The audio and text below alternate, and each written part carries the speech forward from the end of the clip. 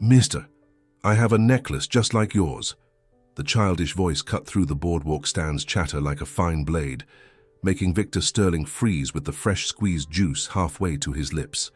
His eyes turned to the girl standing beside his table, barefoot, with a worn backpack on her back and brown hair tousled by the Venice Beach winds. But it was what she held between her small fingers that made his world collapse.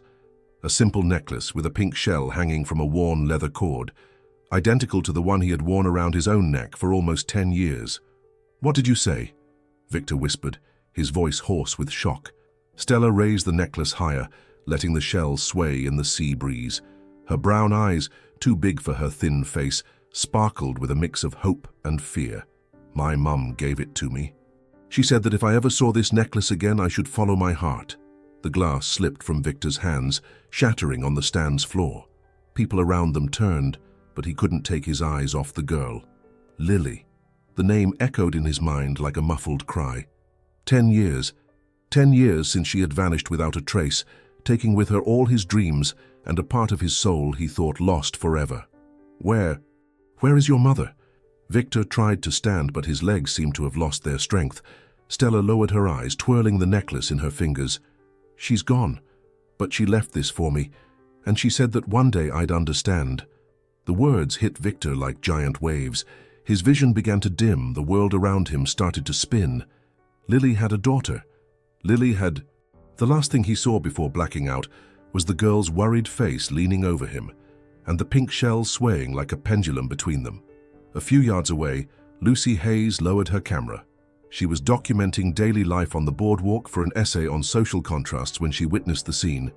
Something about the interaction between the well-dressed man and the street child deeply intrigued her. It wasn't just the dramatic collapse, it was the way the two looked at each other, as if recognizing something in one another. While Victor was attended by curious onlookers who approached, Lucy followed Stella with her eyes. The girl slowly moved away, looking back several times, as if she wanted to return but didn't know how. There was something about that child that went beyond the obvious vulnerability of someone living on the streets. There was a quiet dignity, an observant intelligence that captured every detail around her. Victor was led by the stand's employees to a chair in the shade. When he regained consciousness, his eyes desperately searched for the girl, but she had vanished into the crowd of beachgoers and vendors. "Sir, are you all right?" asked the stand owner. "Do you want me to call a medic?" "The girl. Where is the girl?" Victor stood up, swaying, still dizzy. "What girl, sir?" Victor looked around, desperation growing in his chest. She had been there just minutes ago with the same necklace Lily wore when they met, right before the summer of 2015, the same necklace she always said her mother gave her, along with the story that shells held the voice of the sea and connected people who loved each other, even when they were far apart. He brought a hand to his own chest, touching the necklace he never took off. All these years, it had been his only connection to Lily, his only hope that perhaps one day she would return to explain why she disappeared the night he was going to ask her to marry him. And now, a street child had the twin necklace, and spoke of a mother who had left. Victor felt his legs give way again. This time it wasn't just shock, it was the terrifying certainty that his life was about to change forever. And that perhaps, just perhaps, he finally had a clue about what happened to the woman he could never forget. But while he tried to process it all, he didn't know someone was watching him from a distance. Lucy Hayes put her camera away and made a decision that would change all their fates. She was going to find that girl and discover the truth behind that impossible encounter. Lucy Hayes followed Stella through the streets of Venice Beach, keeping enough distance not to be noticed, but close enough not to lose sight of her. Her 15 years photographing Los Angeles had taught her to be invisible when necessary, a skill that now proved precious. The girl walked with determined but unhurried steps. She occasionally stopped to look at shop windows or greet street vendors who seemed to know her. There was a familiarity about her with the streets that only comes from someone who has called them home for a long time. "Hey, Stella, how was your day?" yelled a hot dog vendor from the corner of Abbot Kinney Blovd. "Hi, Mr. Joe. It was different today," she replied, unconsciously touching the necklace around her neck. Lucy noticed how the girl didn't mention the encounter at the stand. There was a natural caution in her, a protective instinct that street children develop too early. But there was also something more, an expectation, as if she knew something important had happened. The sun began to set when Stella finally stopped in front of a closed deli on a quiet side street. Lucy hid behind a light pole and watched the girl sit on the awning, take out her worn backpack and begin to organize her belongings. From where she was, Lucy could see sketchbooks, worn-colored pencils, some cookies wrapped in wax paper, and a small photo that Stella held with special care. It was a photo of a young, beautiful woman with brown hair and sweet eyes. Even from a distance, Lucy could perceive the resemblance between mother and daughter. "Mom, today I found him," Stella whispered to the photo. "The man with the necklace. You were right." Lucy felt her heart clench. She decided to approach. "Hi," she said softly, so as not to startle the girl. Stella quickly looked up, hiding the photo inside her backpack, her muscles tensed, ready to flee if necessary. "I'm not doing anything wrong," she said defensively. "I know," Lucy approached slowly, as if dealing with a wounded animal. "I was there at the stand this afternoon. I saw you talking to that man." Stella's eyes widened. "You saw what happened to him. Is he okay?" The genuine concern in the girl's voice touched Lucy deeply. Even as a child left to her own devices, she cared about the well-being of a stranger. "He's fine." Lucy sat on the sidewalk, maintaining a respectful distance. "But he was very worried when you disappeared. He was looking for you." Stella lowered her head, twirling the necklace between her fingers. "I didn't know what to do. He seemed scared, just like I get sometimes." "Can I ask about the necklace?" Lucy took her camera from her bag. "I'm a photographer. I tell stories through my photos, and I feel like you two have an important story." Stella studied Lucy's face for a long moment. There was something about the woman that inspired trust, perhaps the gentle way she spoke, or how she didn't try to get too close too quickly. "My mom gave it to me. She said it was special, that it connected people who loved each other." Stella touched the pink shell. "She showed me a picture once, a man with the same necklace. She said if I ever found him, I should follow my heart." "And you think the man today is the same one from the photo?" Stella nodded slowly. "She used to say he was..." Her voice became almost inaudible. He was my dad." Lucy felt a shiver run down her spine. She looked at the camera in her hands and had an idea. "Stella, I took a picture of you two today. Want to see?" The girl hesitated, but curiosity won. Lucy showed her the digital camera screen. In the photo, Victor and Stella were framed by the golden evening light. Shock and hope mirrored in their faces, the identical necklaces captured at the exact moment they recognized each other. "It's him," Stella whispered, her eyes filling with unshed tears. "It's the man from Mum's picture. Where is your mum now, Stella?" The girl was silent for a long time. When she finally spoke, her voice was laden with a pain no 9-year-old child should carry. "She got very sick, had to go away. But before that, she gave me this." She showed the necklace, "and told me about him. She said if I was brave and followed my heart, one day I'd understand everything." Lucy felt a mixture of sadness and admiration for that small girl who faced the world with such courage. "Stella, would you like to find him again? The right way this time?" The girl's eyes sparkled with cautious hope. "Do you think he'll want to see me? I'm just a street kid. He seemed important. Well-dressed. Sweetheart." Lucy moved a little closer. "A real father doesn't care about those things. And from the way he reacted today, I'm sure he very much wants to find you." Stella looked at the photo on the camera again, then at the necklace around her neck. "Can you help me?" "Of course," Lucy smiled. "But first, how about we grab some dinner? I know a place nearby that makes the best sandwiches in town." For the first time since Lucy saw her, Stella smiled. A small but genuine smile. "Okay, but after that we'll go find him." "After that we'll go find him," Lucy promised, unaware that she was about to change the lives of all three of them forever. As they walked down the street, Stella looked back at the awning where she slept every night and had the strange feeling that perhaps she wouldn't need to call that place home for much longer. Victor Sterling couldn't sleep. He spent the entire night walking through his Santa Monica penthouse apartment, touching the necklace around his neck and reliving every second of the encounter with the girl. Stella. That was the name she had told the hot dog vendor.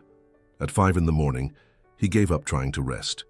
He made strong coffee and headed to the office even though it was Saturday. He needed to think, to process what had happened. The mirrored building in the downtown financial district was empty. Victor went up to the 30th floor, where the president's office of Sterling and Associates Development was located. He sat at his desk and opened the drawer he always kept locked. Inside, carefully guarded, were all the remnants of Lily that he hadn't been able to throw away. Her favorite photo smiling on the Santa Monica beach, the note she had left on his desk the last time they saw each other. Need to sort some things out. Love you. Be back soon. She never came back. Lily, what is this story? He whispered to the photo, as he always did when the longing became too much. The phone rang, startling him. It was Arthur, his father. Victor, I need to talk to you, now. Dad, it's Saturday morning. I know what day it is. Come home immediately. The line went dead. Victor knew that tone. Arthur Sterling had found something out. An hour later, Victor was at the family's Pacific Palisades mansion, sitting in the library where his father conducted all serious conversations. Arthur, at 65, still commanded respect with his imposing presence and penetrating gaze. You were seen yesterday in Venice Beach talking to a street child. Arthur went straight to the point. How did you? I have eyes all over the city when it comes to my children, especially when they start acting imprudently. Victor felt his blood boil. Even at 32, he still felt like a child being reprimanded. That's none of your business, Dad. Everything involving the family name is my business. Who is she? Victor remained silent, but Arthur continued. Let me guess. It has to do with that woman, Lily. The name landed like a punch to Victor's gut. Don't talk about her like that. I warned you about her 10 years ago. I warned you that people like her kind only bring trouble to people like us. People like her kind. Victor stood up, furious. She was smart, hard-working, honest.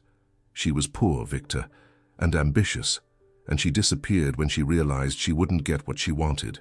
You know nothing about her. Arthur approached his son, his eyes cold. I know more than you imagine. I know, for example, that she tried to contact me a few times after she vanished. Asking for money. Victor felt the world spin. That's a lie. I have the letters. Want to see them? What letters? Arthur opened a drawer and pulled out 3 yellowed envelopes. Victor immediately recognized Lily's handwriting.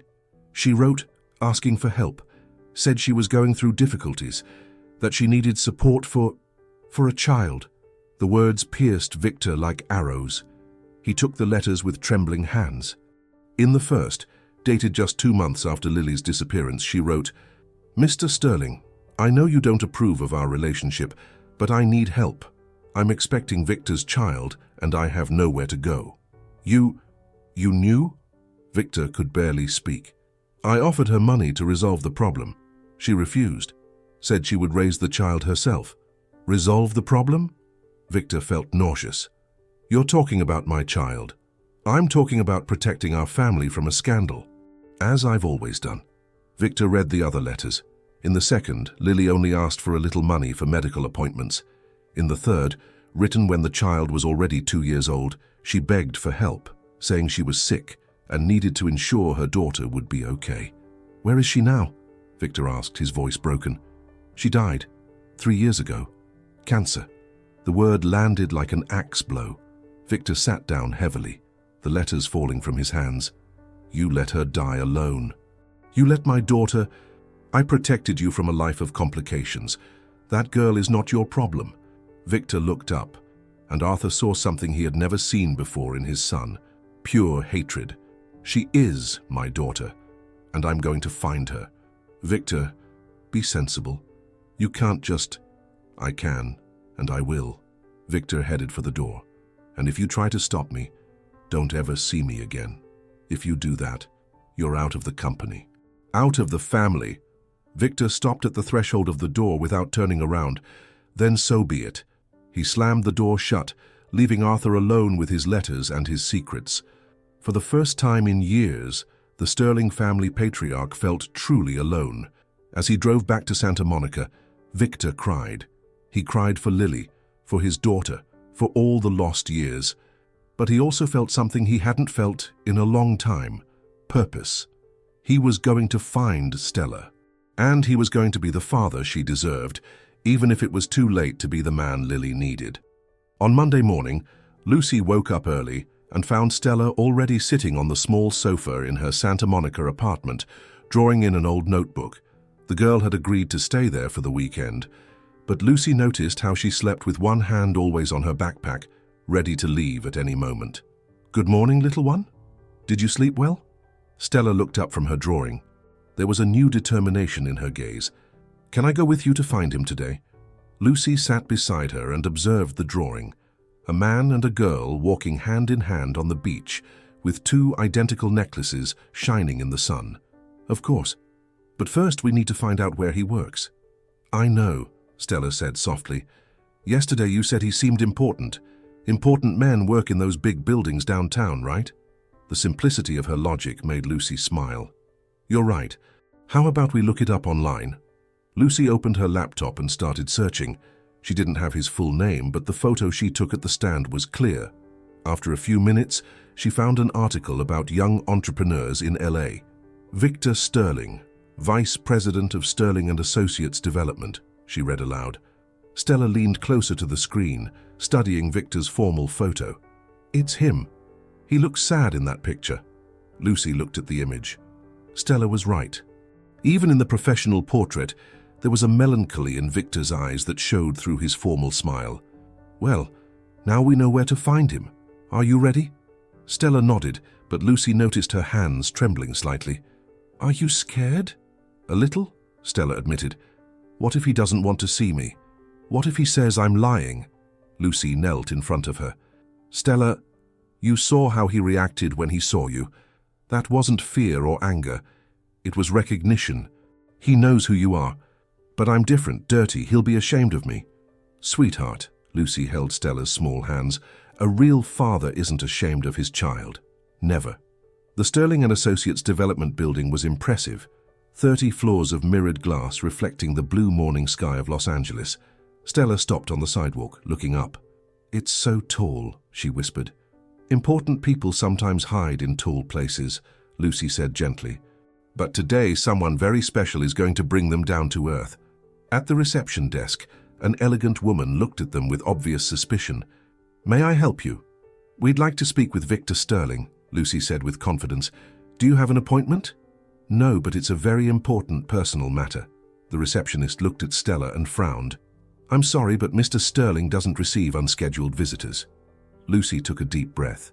It was time to improvise. "Actually, we're making a documentary about childhoods in America. Mr. Sterling appeared in some of our photos by chance, and we'd like to talk to him about the project." Stella looked at Lucy, impressed by the convincing lie. "One moment," the receptionist picked up the phone. While she spoke, Stella whispered, "Documentary.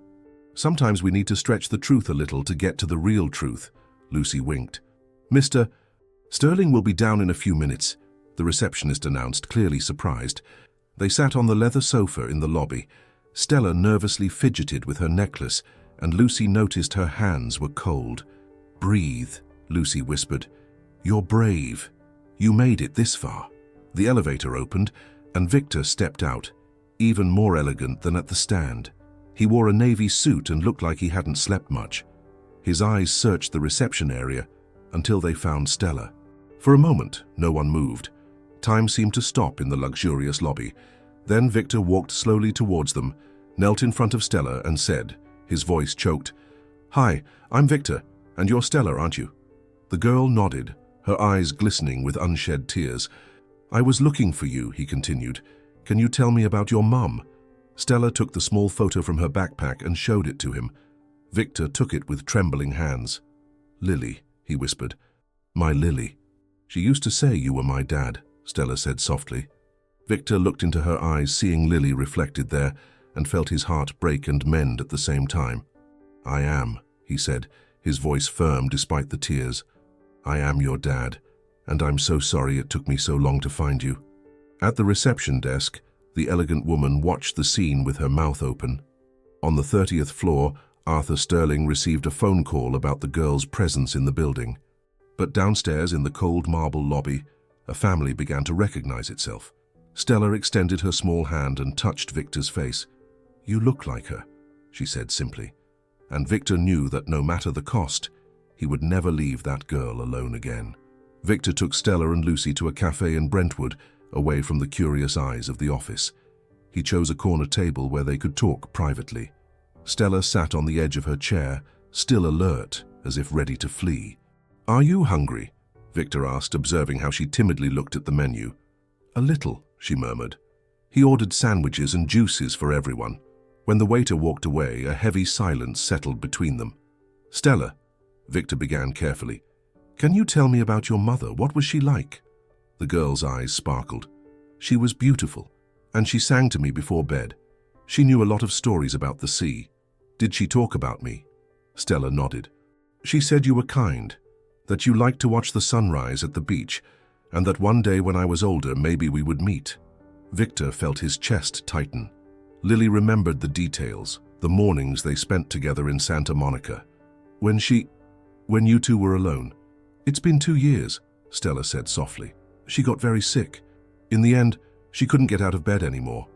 And then, I went to a shelter, but it was too noisy, and they wanted me to forget about Mom. So I left." Lucy, who had remained silent, leaned forward. "You've been on the streets for 2 years? It's not so bad," Stella replied quickly. "I know good people, and I always carry Mom's things with me." She opened her backpack and showed some drawings. Victor recognized the strokes. They were portraits of him made from the photo Lily kept. "She taught me to draw," Stella explained. "She said it was a way to keep people close to us, even when they were far away." Victor picked up one of the drawings.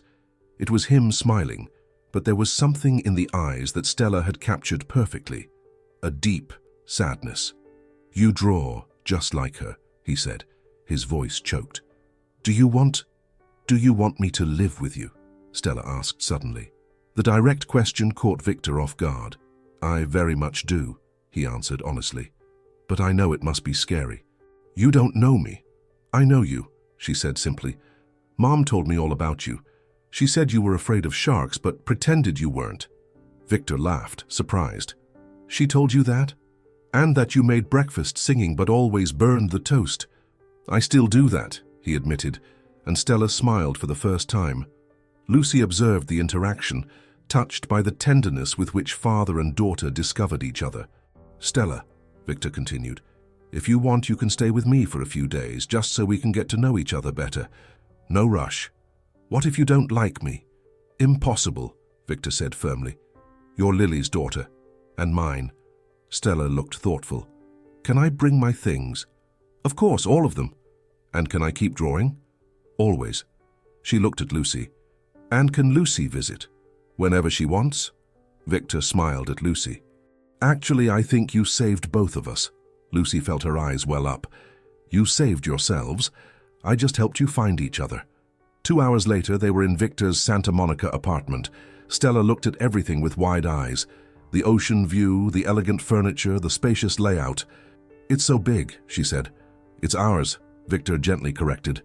He showed her the guest room, which would be hers. "I can change anything you want.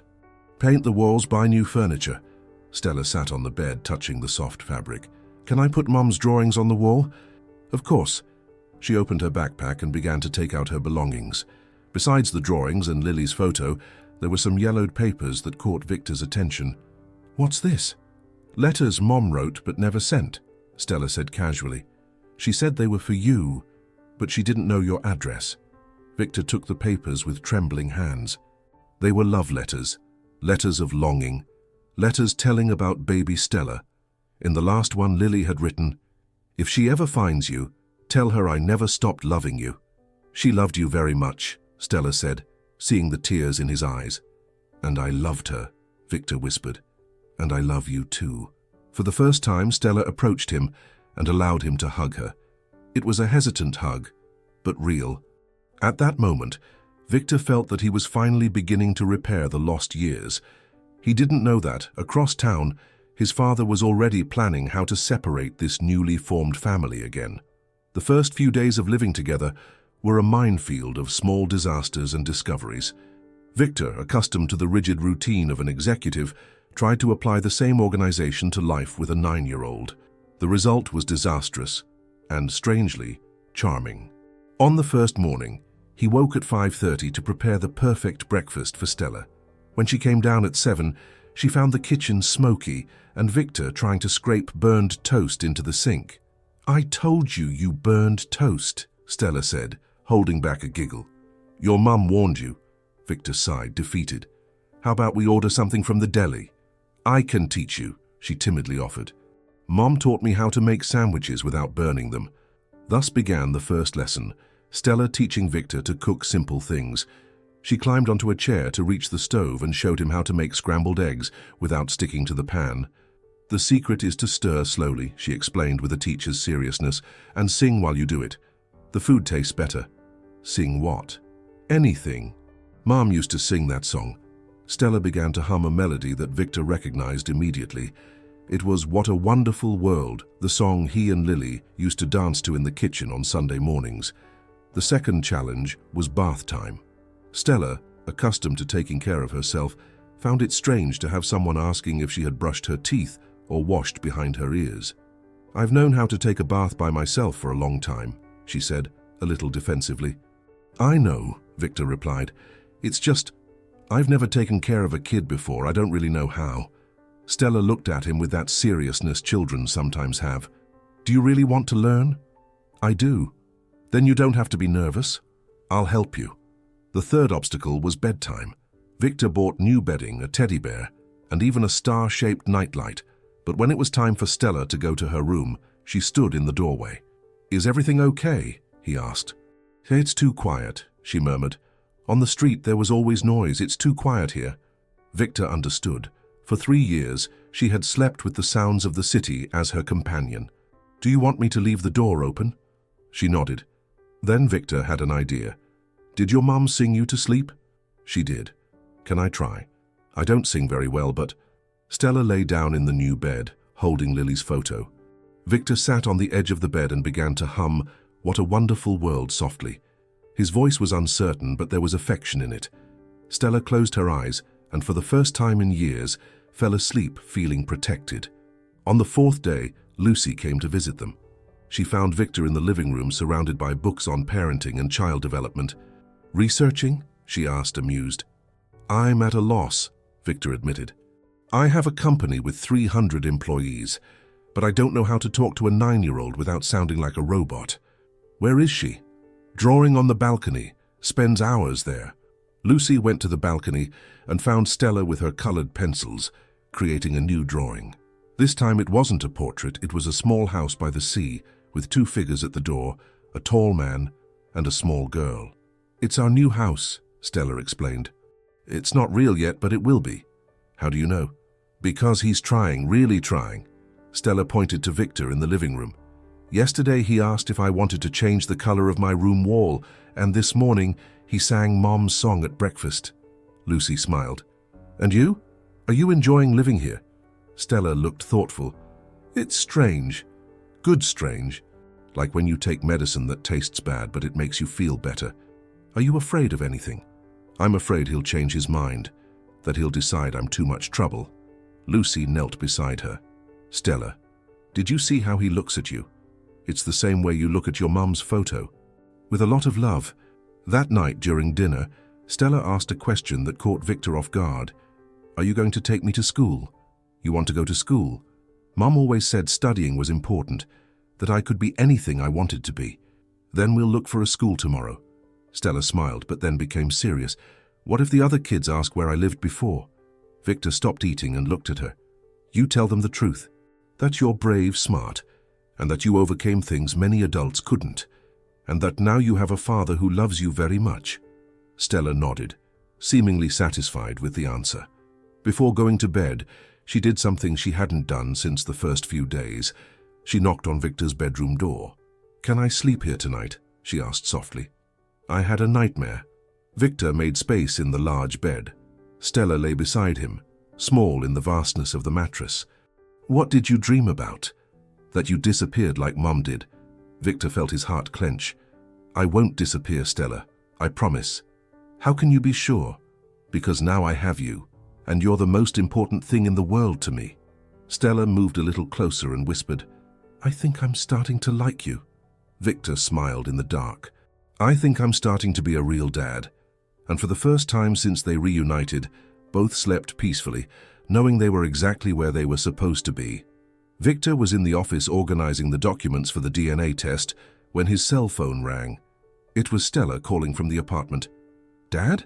The word still sounded new in her voice. "There are some men here who want to talk to me." Victor's blood ran cold. "What men, Stella?" "They say they're from Child Protective Services. They want to know if I'm okay." "Where are you now?" "In my room. Lucy is talking to them." "Don't leave there. I'm on my way." Victor ran from the office to Santa Monica, his heart pounding. When he arrived at the apartment, he found Lucy in the living room with two social workers. "Mr. Sterling," a middle-aged woman stood up. "I'm Eleanor Green from Child Protective Services. We received an anonymous complaint about a minor in an irregular situation." "What kind of complaint?" "They allege that you took a child from the streets without following legal protocols." Victor took a deep breath, trying to stay calm. "Stella is my daughter. We're waiting for the DNA test result." "Do you have any documents to prove that?" Lucy approached. "Victor, they want to take Stella to a shelter until the situation is regularized." "That's not going to happen," Victor said firmly. Eleanor sighed.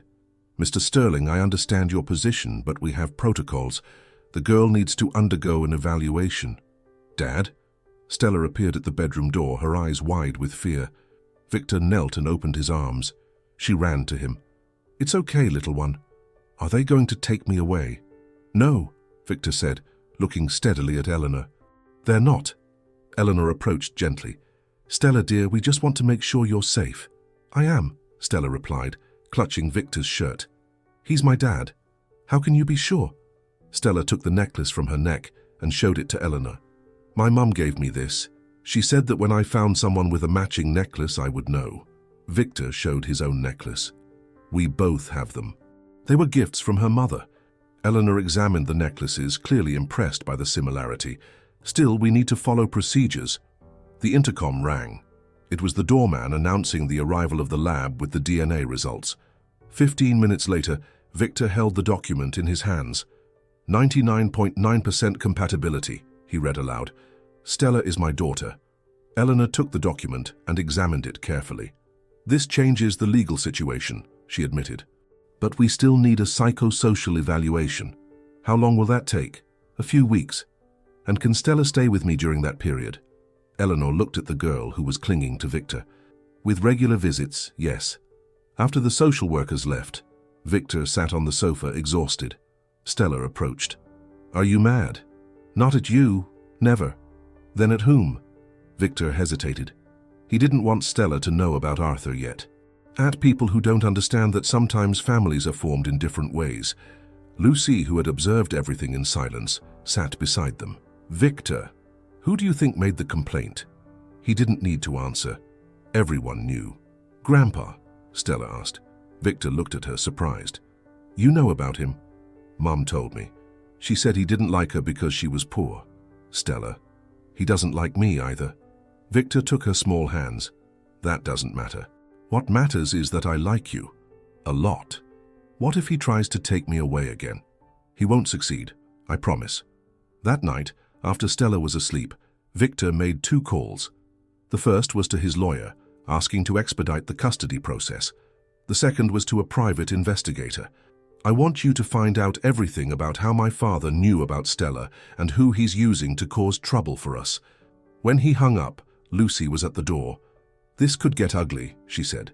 "It's already ugly. Now it's about protecting my daughter. What if he uses the press, the family name?" Victor looked out the window, seeing the city lights. "Then let him use it. I don't care anymore what people will think." The next day, the first article appeared online. "Billionaire heir takes in street daughter." The photo was of Victor and Stella leaving the building on the first day. Victor showed the article to Lucy. "How did they get this photo?" Lucy turned pale. "Victor, I might have sold some photos to an agency, but they were anonymous for an essay on, 'You sold our story?' No, I would never." Lucy stopped, realizing something. "Unless someone bought the photos from the agency and found out who they were." Victor felt his anger grow. "How many people knew about these photos?" "Only the agency and—" Lucy stopped, the realization hitting her. Someone offered a lot of money for them. The agency called me yesterday asking if I had more. Victor clenched his fists. My father bought the photos, and now he's using them against us. Stella appeared in the kitchen, still in her pajamas. Why are you shouting? Victor knelt in front of her. Stella, some people are going to write things about us in the papers, things that might not be true. Why? Because some people don't like it when other people are happy. Stella looked at the photo on his phone. But we are happy, aren't we? Victor smiled, his anger dissolving. We are, yes. Then it doesn't matter what they write. And at that moment, Victor realized that his 9-year-old daughter had more wisdom than many adults he knew. 3 days after the article, Lucy arrived at the apartment visibly nervous. Victor and Stella were in the kitchen making pancakes, or trying to, since half the batter was on the floor. We need to talk, Lucy said, ignoring the mess. About what? Victor asked, still cool towards her. About this. She placed an envelope on the table. It arrived at my agency this morning. No return address. Victor opened the envelope. Inside were copies of old documents and a typed note. Your photographer friend wasn't the only one selling information. Some truths come at a high price. What are these papers? Stella asked, approaching. Victor examined the documents. They were birth certificates, medical records, and letters. Letters he recognized immediately. These are the letters my father hid from me, he whispered. The ones Lily wrote asking for help. Lucy read over his shoulder. Victor, look at the date on this death certificate. He looked and felt the world spin. Lily's death certificate was from 2 years ago, not 3 as Arthur had said. Stella, Victor knelt in front of her. Did your mum die 2 years ago or 3? The girl frowned, thoughtful. 2 years ago. Why? Are you sure? I am. It was just before my 7th birthday. I remember because she apologized for not being able to make a cake. Victor went back to the documents, his anger growing. There were also medical reports showing that Lily tried treatment at private hospitals, but was rejected due to lack of insurance. My father lied about when she died, Victor said, his voice tense. And there's more here. At the bottom of the envelope was a photo. Arthur talking to a man in a suit in front of a hospital. The date on the back was 3 years ago. Who sent this? Lucy asked. Someone who wants me to know the truth. Stella picked up one of Lily's letters and tried to read it. She wrote this for you? She did. She was asking for help, but I never received it. Why didn't Grandpa let her? Victor took a deep breath. Because he thought I'd be better off without you two. Was he wrong? Very wrong. That afternoon, Victor decided to confront Arthur. He left Stella with Lucy and went to the Pacific Palisades mansion. He found his father in the library, reading a newspaper as if nothing had happened. Did you get my message? Arthur asked without looking up. What message? Child Protective Services. The press. I thought you'd get the hint. Victor threw the documents on the table. I got another hint. You lied about when Lily died. Arthur looked at the papers without surprise. You have an interesting informant. Who sent this? Probably someone who wants to see our family destroyed. Our family was already destroyed, Dad. By you. Arthur stood up, walking to the window. I did what was necessary to protect our name.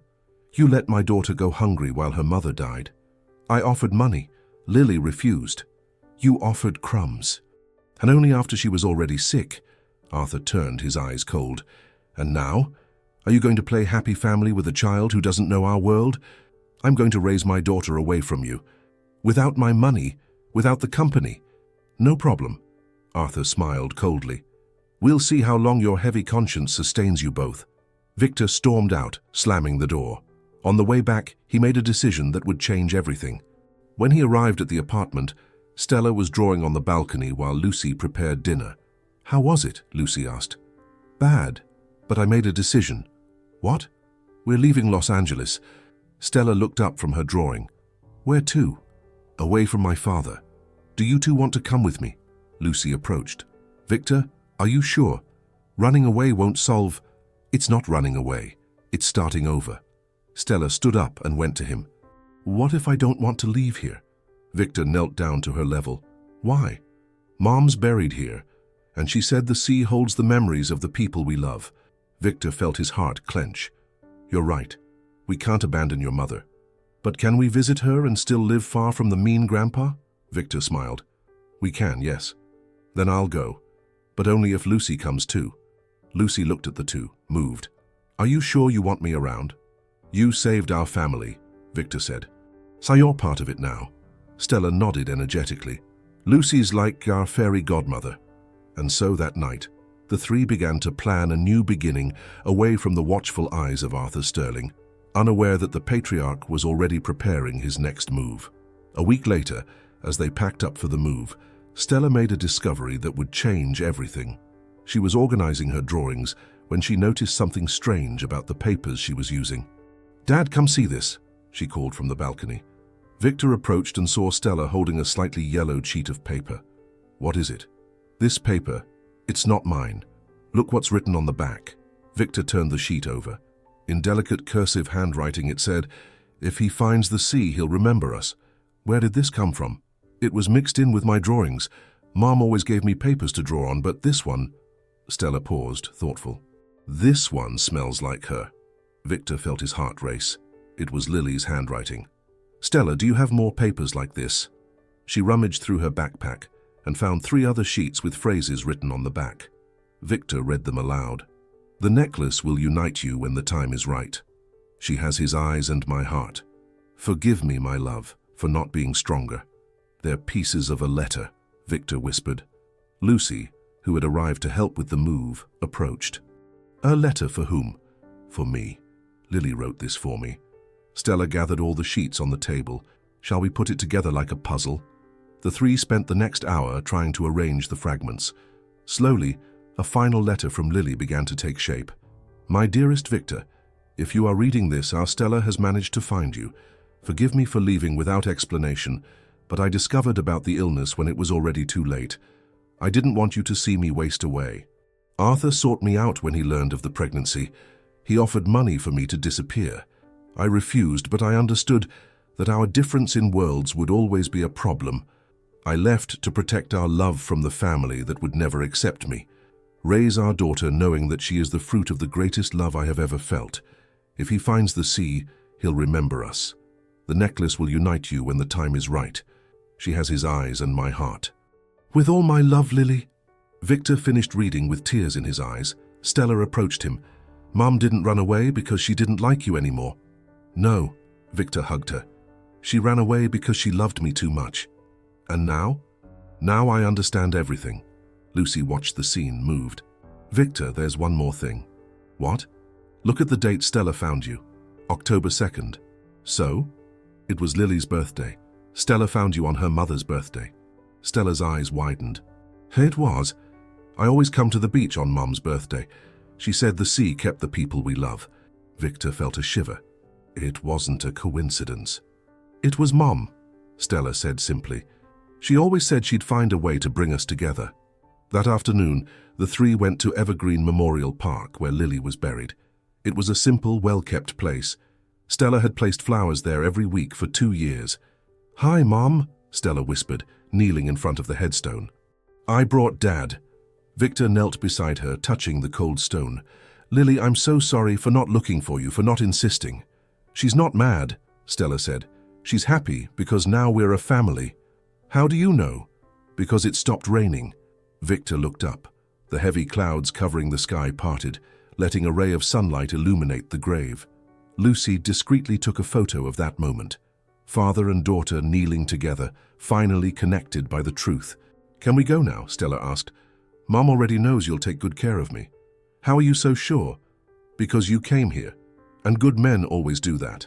On the way back, Stella asked a question that caught Victor off guard. Dad, do you still want to leave Los Angeles? Why do you ask? Because if we leave, it'll be hard to visit Mom every week. Victor stopped the car. You want to keep visiting her? I do. And I think you should too. Why? Because now you two can really talk, without lies in between.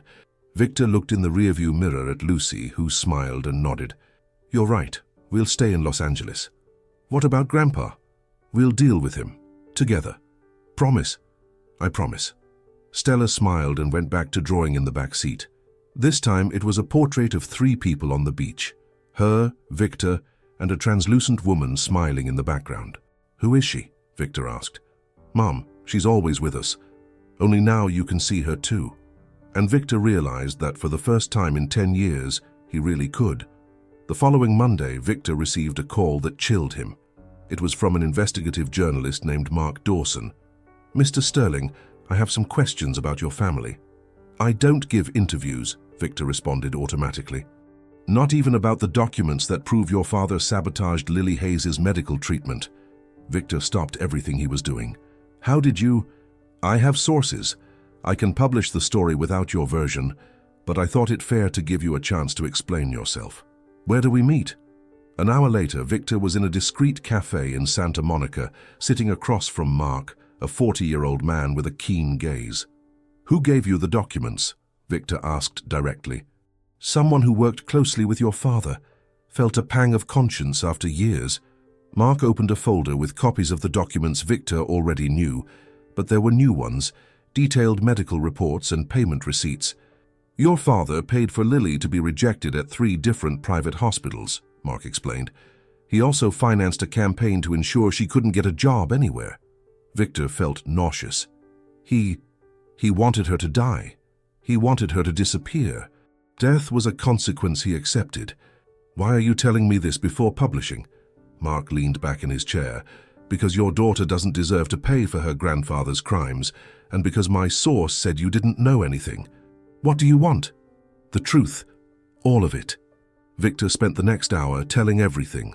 Lily's disappearance, the years of searching, the encounter with Stella, Arthur's lies. Mark recorded everything. "One last question," Mark said. "Are you going to sue your father?" "I don't know yet." "You should. It's the only way to ensure he never hurts your family again." When Victor arrived home, he found Stella and Lucy making cookies in the kitchen. The normalcy of the scene contrasted with the chaos in his mind. "Dad, are you okay?" Stella asked. "You look sad." Victor sat at the kitchen table. "I found out more things about what Grandpa did to your mum." "Bad things? Very bad." Stella stopped stirring the dough and approached him. "Did he make Mum die?" The direct question caught Victor off guard. "In part, yes." "And now he wants to hurt us too?" "Yes." Stella was thoughtful for a moment. "Then we have to stop him." "How?" "By telling everyone what he did. Just like when a kid does something wrong at school." The simplicity of Stella's logic made Victor smile for the first time that day. "You're right. I always am," she said, returning to the cookies. "Mom taught me that bad people only stop doing bad things when everyone knows they're bad." Lucy approached Victor. "What are you going to do?" "I'm going to give an interview to the journalist." "Tell everything." "And then?" "Then I'm going to sue my father for everything he did." "Are you sure? This will become a huge scandal." Victor looked at Stella, who was humming while cutting star-shaped cookies. "She deserves justice, and Lily does too." That night, after Stella was asleep, Victor called Mark. "You can publish the story, with my name and everything." "Are you sure?" "Your father won't like it. I don't care anymore what he likes or doesn't like." "What about the company?" "I'm resigning tomorrow." "Victor, that will destroy your financial life, but it will save my real life." The next day, the story was on the front page of the newspaper. Real estate patriarch persecuted sick daughter-in-law to death. Victor's phone didn't stop ringing. Journalists, lawyers, curious people. He turned off his cell phone and focused on Stella, who was reading the headline. "Now everyone knows," she said simply. "How do you feel?" "Good. Mom always said the truth sets people free. What if people speak ill of us?" "Good people won't speak ill, and bad people," she shrugged. "We don't need them anyway." The landline rang. It was Arthur. "You destroyed our family," was the first thing he said. "You destroyed our family 10 years ago," Victor replied. "I'm just telling the truth. You'll regret this. I'll never regret protecting my daughter again. That girl is not—" Victor hung up the phone. Stella looked at him. Was he mad? "Very. Are you scared?" Victor thought for a moment. "No. For the first time in years, I'm not afraid of anything." "Why?" "Because now I have you, and people who love each other face everything together." Stella smiled and went back to her drawings. This time she was drawing a large tree with deep roots and 2 small people planting flowers around it. "What's that?" "Our new family, growing strong." And Victor knew that No matter what Arthur tried to do, those roots were already too deep to be torn out. The reaction to the article was immediate and devastating. In 48 hours, Sterling and Associates Development lost 3 multi-million-dollar contracts. Protests formed in front of the offices. The family name became synonymous with cruelty on social media. Victor was preparing breakfast when Stella ran downstairs. "Dad, there are a lot of people in front of the building with signs." He approached the window.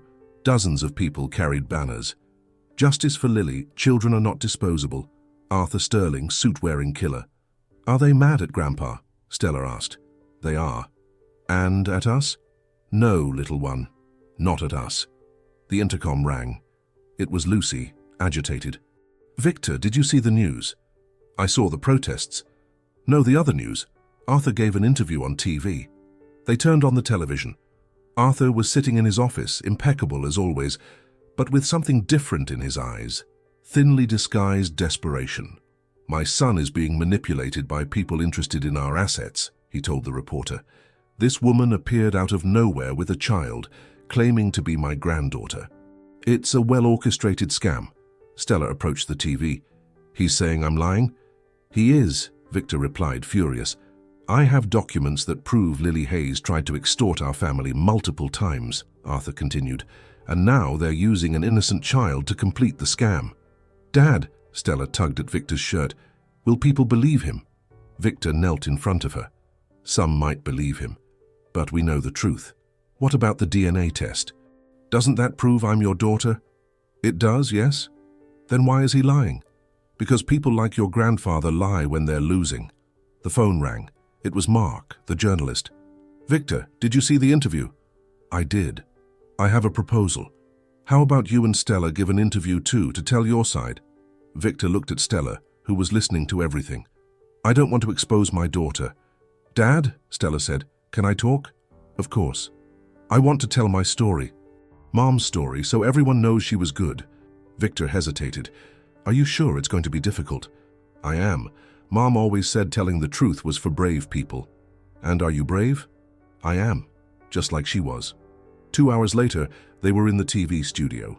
Stella wore a simple blue dress and carried Lily's photo in her hand. The interviewer, Chris Thompson, was kind but direct. "Stella, can you tell us about your mother?"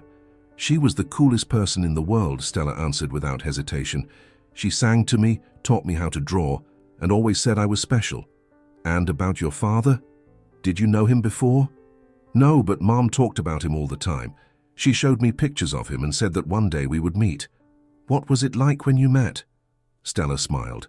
"He fainted. I think he was too happy." The simplicity of her answer brought laughter from the entire studio. "Stella, your grandfather said on TV that you're lying. What do you think about that?" "I think he's confused," she answered with seriousness. "Sometimes older people get confused and forget what's true." Chris turned to Victor. "Mr. Sterling, why did you decide to make this public?" "Because my daughter deserves for people to know who her mother really was. Lily wasn't an opportunist. She was a brave woman who raised an incredible daughter on her own. And now, what's the next step?" Victor looked at Stella, who nodded encouragingly.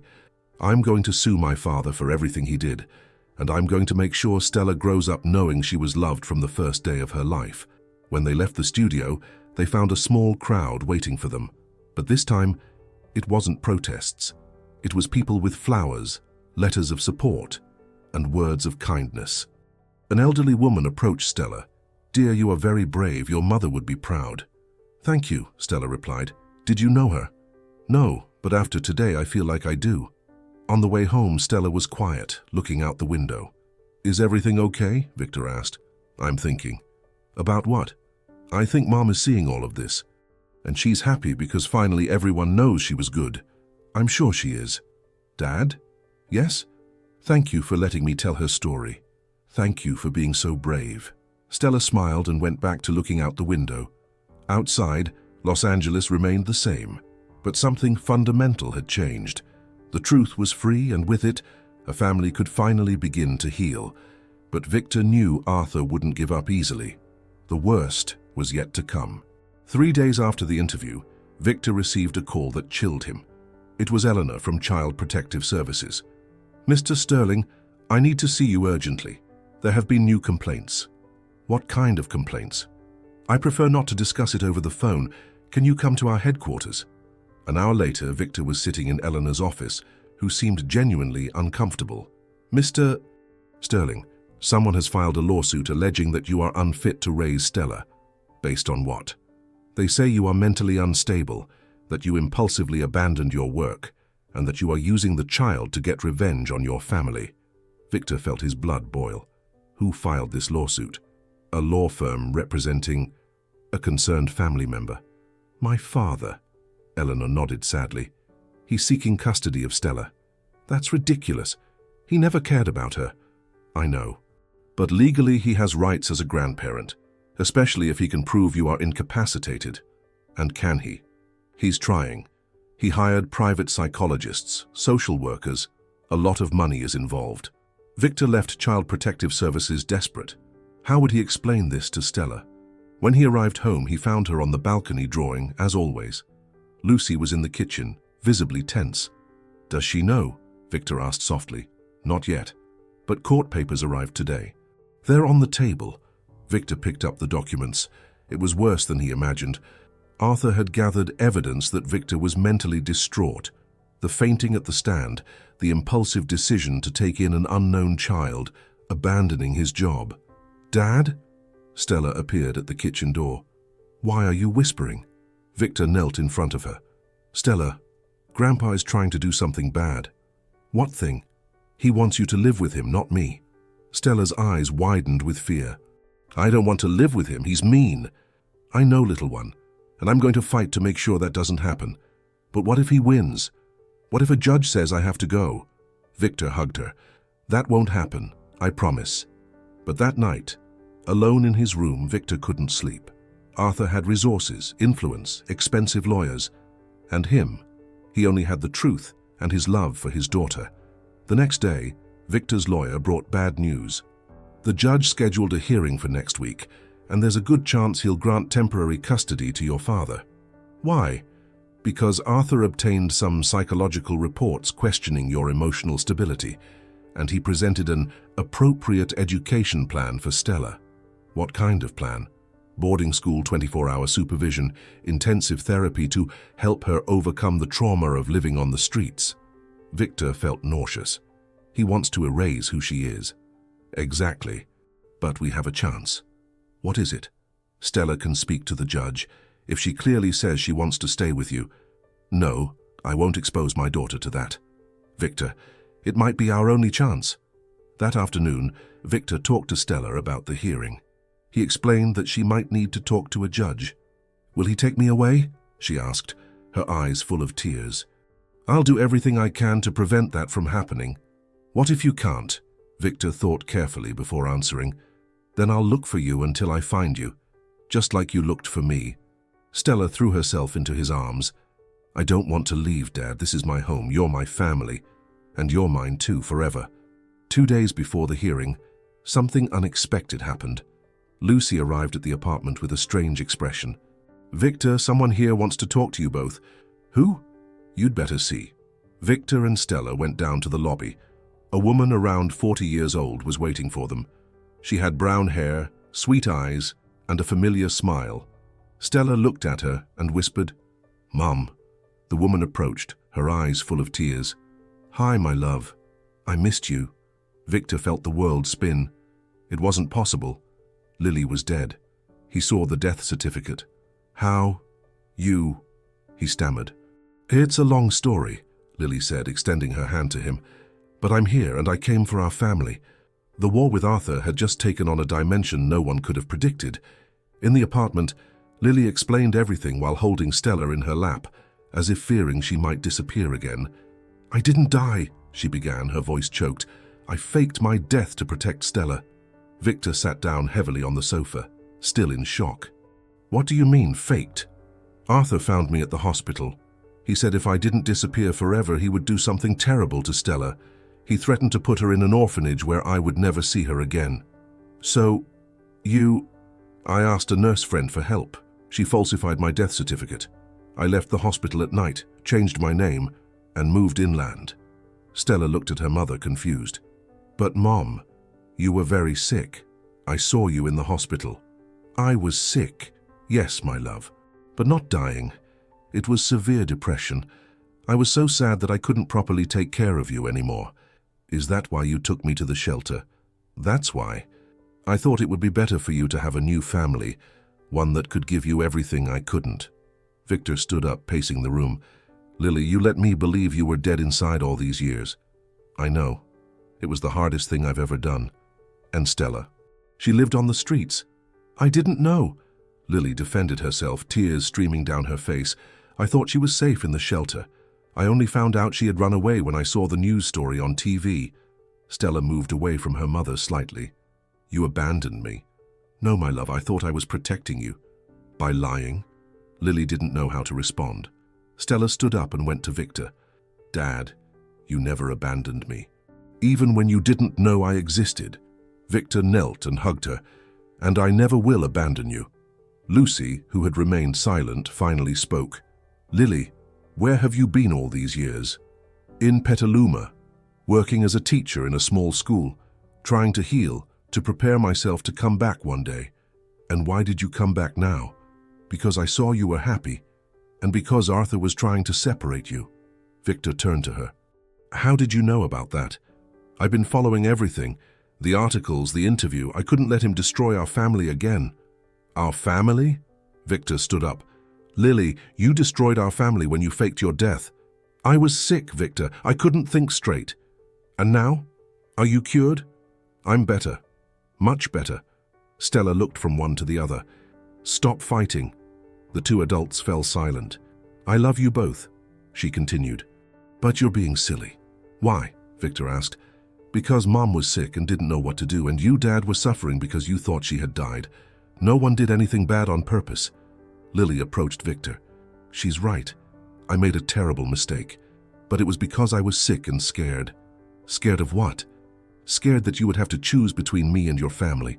Scared of not being good enough for you. Victor took a deep breath. Lily, I chose you the moment I met you, and when Stella appeared, I chose you both. And now I don't know, you lied to me.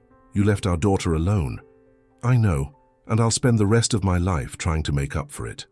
Stella placed herself between her two parents. Do you want to know what I think? They nodded. I think we should stop talking about what happened and start talking about what's going to happen. What do you want to happen? Lily asked. I want us to be a family. A real family that doesn't run away, doesn't lie, and doesn't separate. What if it's difficult? Victor asked. It will be difficult, but we'll learn together. Lily knelt in front of her daughter. Stella, can you forgive me? I can, but you have to promise you'll never leave again. I promise. And you, Dad? Stella looked at Victor. Can you forgive Mom? Victor looked at Lily.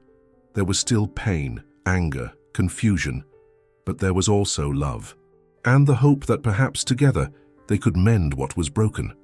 I can try, he said. Then it's decided, Stella declared. Now we're going to solve the problem with the mean grandpa.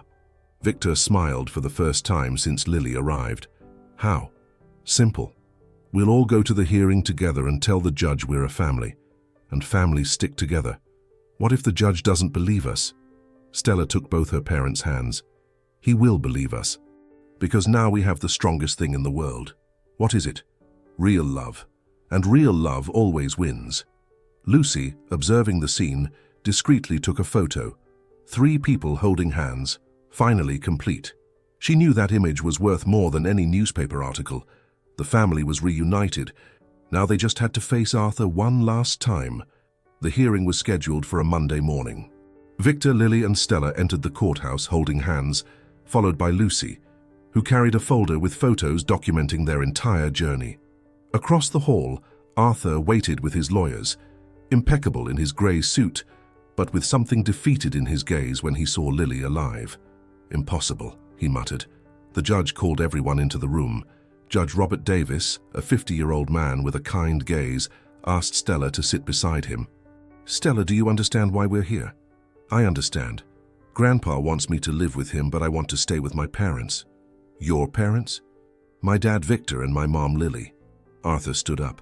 Your Honor, this woman falsified her own death. How can she be considered fit? Mr. Sterling, the judge interrupted him.